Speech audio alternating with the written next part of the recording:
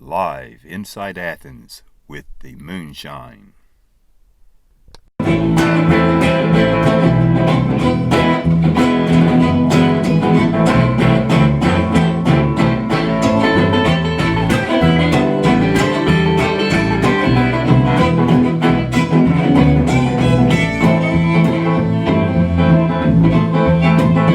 He's a real cowboy with his makeup on, talking to kings and queens on the telephone.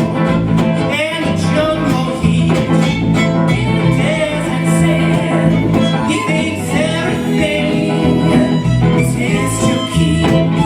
At the factory, it's never been so slow. They got a big truck down 99 to go.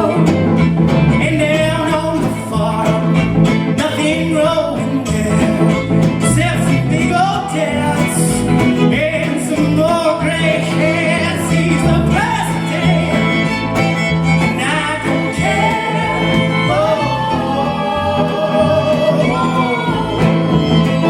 Started at, what did we say, 2011, 2012, when Michael the Blind broke up. We had made a big rock record, and then it kind of all fell apart, and we lost our drummer, so we just kept going as a string band.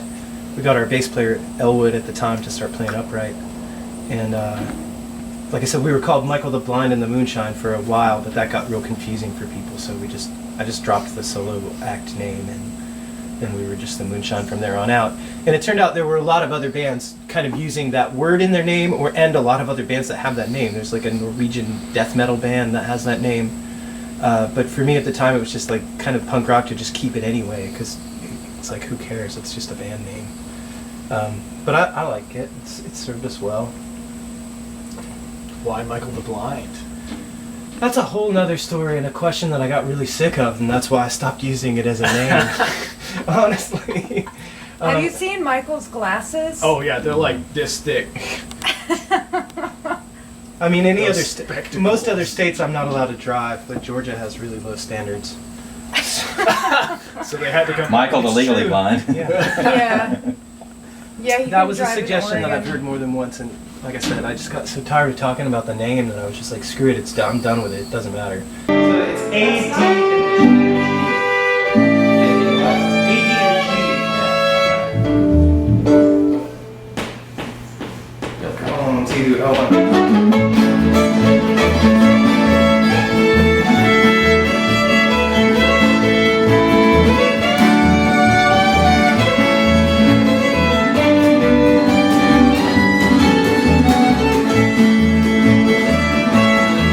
There was a moon in the sky, but it never said a word. Oh, it never said a word. That's why I love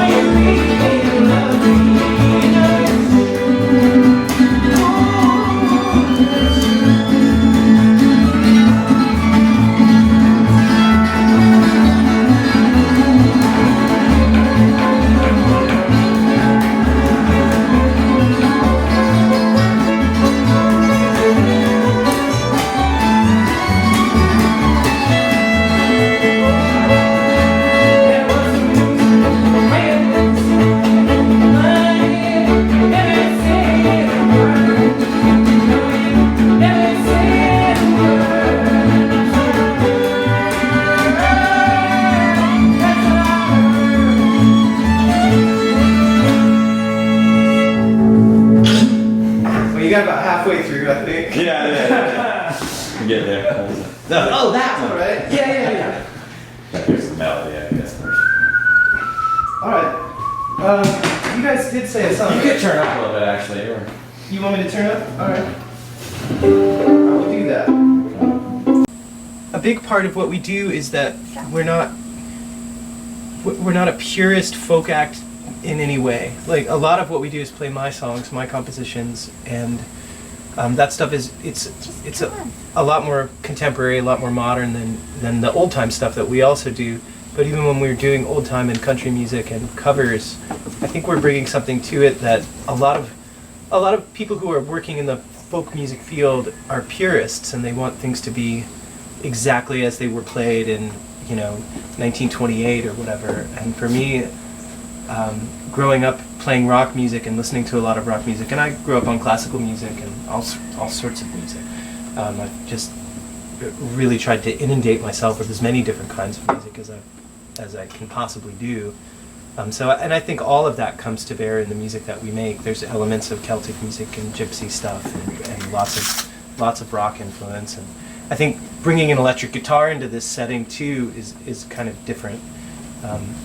I've always kind of idolized John Lee Hooker's sound as far as especially those early recordings where it's just him and a guitar, and you've got this kind of distorted guitar in the background, but you can also hear the clean guitar in the front. And I love that sound, and I've always kind of wanted to do that in this setting.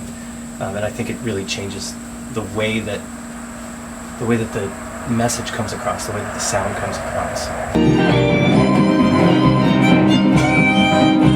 I've been to the east, I've been to the west, I'm going where chickens don't go.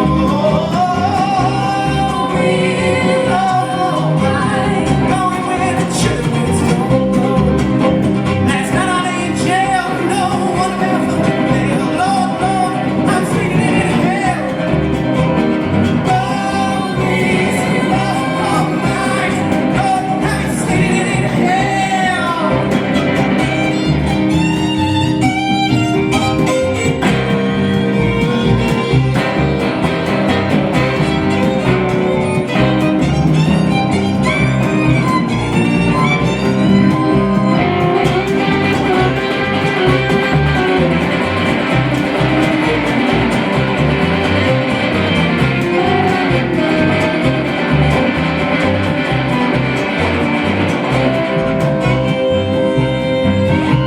See, Reuben had a train, he put it on a track, he rode it to the Lord knows where, and it's always alright, rode it to the Lord knows where. See, some mean old hack put Reuben on his track, he's making him a junkyard of his own. Oh my, making him a junkyard of his own, take it home.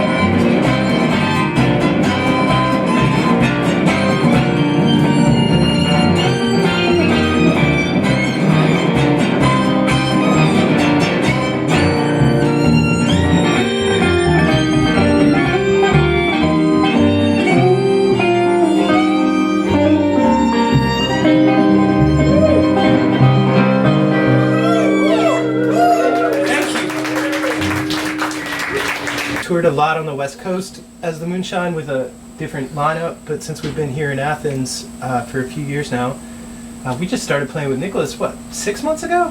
Yeah, it was this spring. Oh, really? About 6 Yeah, it was months like ago. April. Okay. Nicholas fit right in.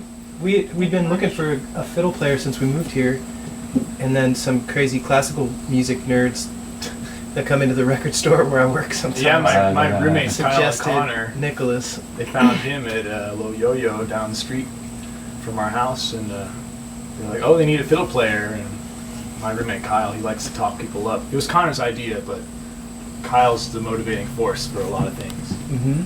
And he's like, Michael, you need to get my roommate to play fiddle with you guys. Enough times that Michael finally conceded to stoop down to my level and help me join the band. I think I was trying to climb up a little bit.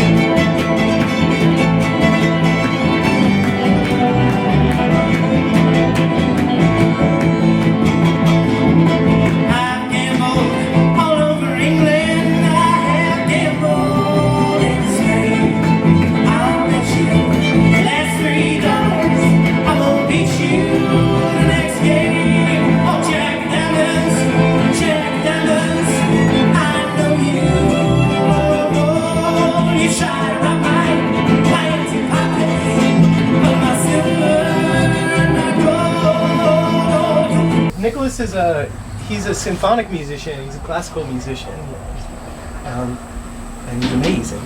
And you should hear him play Bach sometime. Yeah, I study violin and viola at UGA, but I've done Celtic fiddling and bluegrass stuff for like 5 years at least.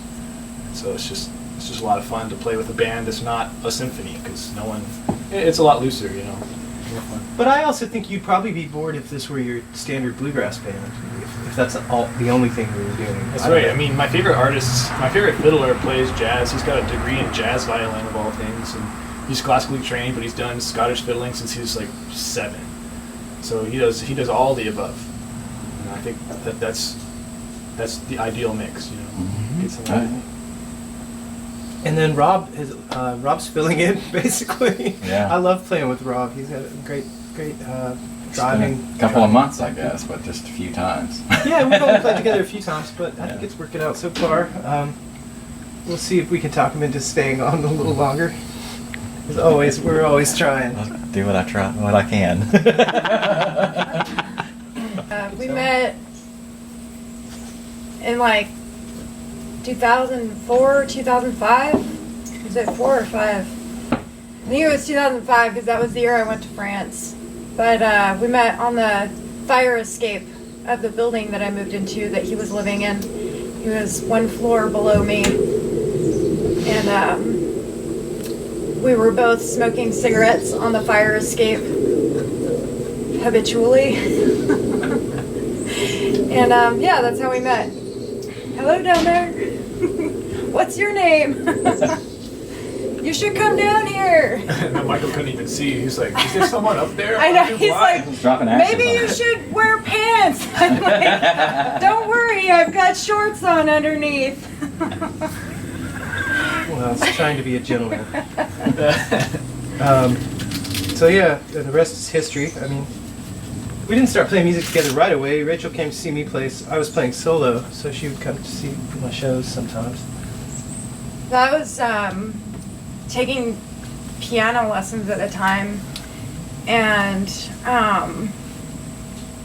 then I was going to go to France, so I couldn't take my piano with me. So Michael was like, "You should learn to play the guitar," and I went and bought a guitar, and then he showed me some chords. Started playing guitar, and I took the guitar to France with me. And then I got back, and Michael had bought me an auto harp for Christmas. Well, So Oh, I figured learning, if we could learn some really simple songs, that it would be a really good way to start. And I don't know if you've ever heard the Carter Family, but you know, their stuff it's all pretty basic. It's very deep, and you can really go down the rabbit hole with those folks. But most of their songs follow a similar structure, and they only have a few chords, so it was pretty easy to jump right into that as a starting point. And I think it didn't take us long before you started playing along on my songs too. I'm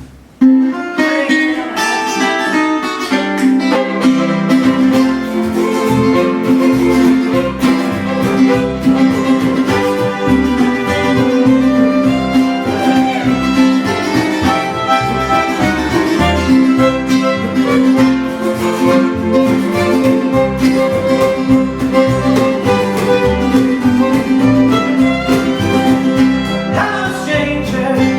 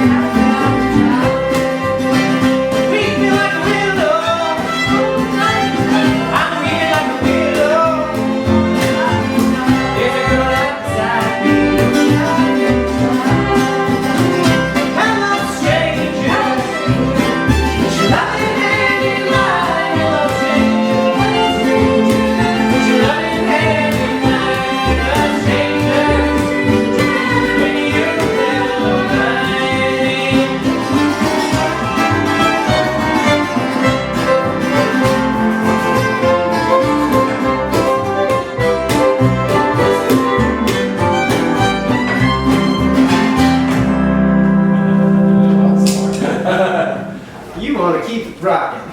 I think Athens is also just a good place to be anchored as far as being able to. You can get to so many other places. Yeah, pretty traveling around the quickly. southeast. You know.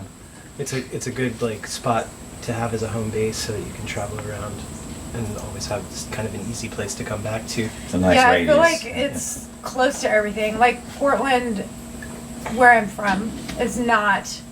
It's like 3 hours to Eugene and 3 hours to Let's say to Seattle. Portland or whatever. And else. then like the next big city, I mean Ashland is like, I don't know, 6 or 7 hours down further south, and San Francisco is like the next big city south. It's like a 12-hour drive. It's Touring out west is very different. yeah, So and the- then the when you allure go of being able east, to it's come- like to get to, you know, Boise, Idaho is another like 10, 11-hour drive. It's like so far from any other like Place bigger worth city, going, yeah. you know. Vancouver, BC, I think it's 6 or 7 hours. So it's, you're mostly, when you're touring on the West Coast, like up and down the coast, it's, you know, up and down the I-5 corridor. It's mostly like smaller towns, Port Townsend, San Juan Islands, Seattle, which is bigger, Portland, obviously, and then Eugene and Ashland, Astoria. once you get down. Long Beach. Yeah. Anyways, it's a different. It's definitely a different way to do things out there. Here, everything's more or less pretty close. How has music changed? The business of music changed since the 90s? Well, there's an awful lot more self-releasing going on now, and people recording at home. You don't necessarily have to go to a studio to make a good record anymore. I mean, it's always nice, and I like the idea of going into a studio. Yeah, no more big record deals, no more big record companies. Pretty much make a record on your own, and I mean, it exists, but it's few and far between. The music business is like people who are making the music have to do the business of it as well. exactly, you got to Nobody manage to do it yourself. for you. You make your Yeah. money with your shows, not your albums, really. UGA's even got a music business certificate that you can get. You can take classes. You don't even have to be a music major. You don't have to be a business major. But I don't know how useful it is, but I think it's pretty new. Yeah, the artist Yeah. definitely has to be their own management team now. Mm-hmm. What's the positivity of that? You control your own. Yeah, you Stuff. you control your own stuff. Trust yourself, maybe, hopefully. I think it can be a confidence builder if you're doing it right. But it's a lot of hard work. You know, they used to have other people do the work. Yeah, you kind of have to see it as your day job, Mm-hmm. I feel like. Yeah.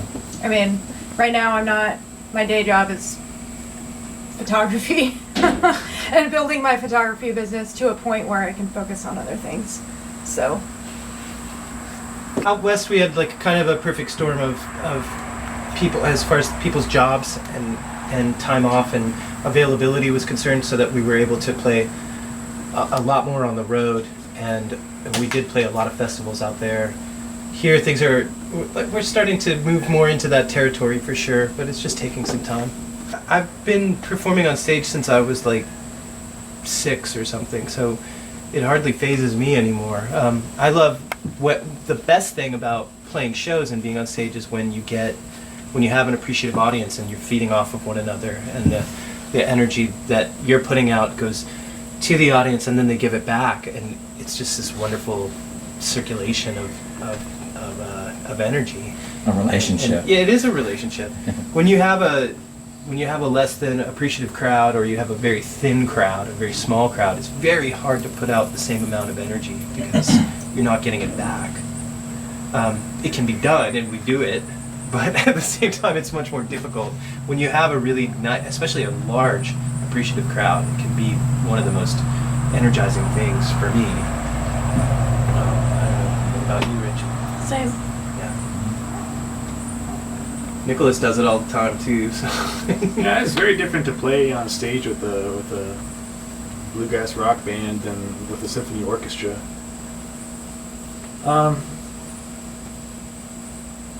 Yeah, it's a lot of the chemistry with the people you're making sound with. You know, a lot of times it's easy to feel disconnected from that. But when you're really gelling with the people, you can you can hear them and you can hear all the nuances and the sounds they're making. Like, It's the greatest when we're going for something new, when we're in front of people, like when people are taking chances, when the musicians are taking chances, and Nicholas does this a lot. He takes a lot of chances. People are into And it. I They're love that confident, about it. and yeah. So when we're all like kind of playing off of what one another are doing, and it's almost like a rehearsal situation, when you can feel like that on stage, it's just a great feeling, because often you do end up coming up with new things, and that's exciting not only for you, but then if you have an audience that's paying attention, it's also exciting for them. I don't know. I think that's one of the greatest feelings for sure. And Rob? Hmm? Same I hate question. playing on stage. No. Another hope. Another letter for the printed press to dry clean.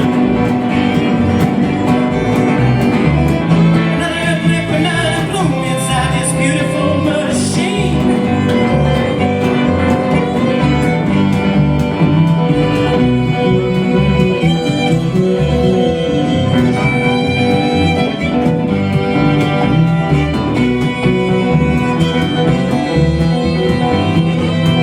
I want the truth, the whole and nothing but the truth. But every time I get a clue, I'm off the road. Another never-ending story in the hunt for mother goose. Another book for the executives to deep dive. Another reason to have Christmas on the 4th of July.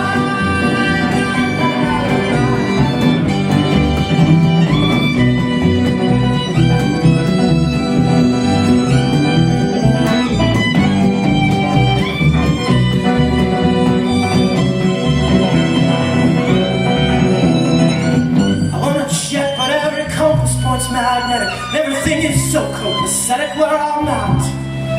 Another impossible dream, another flight.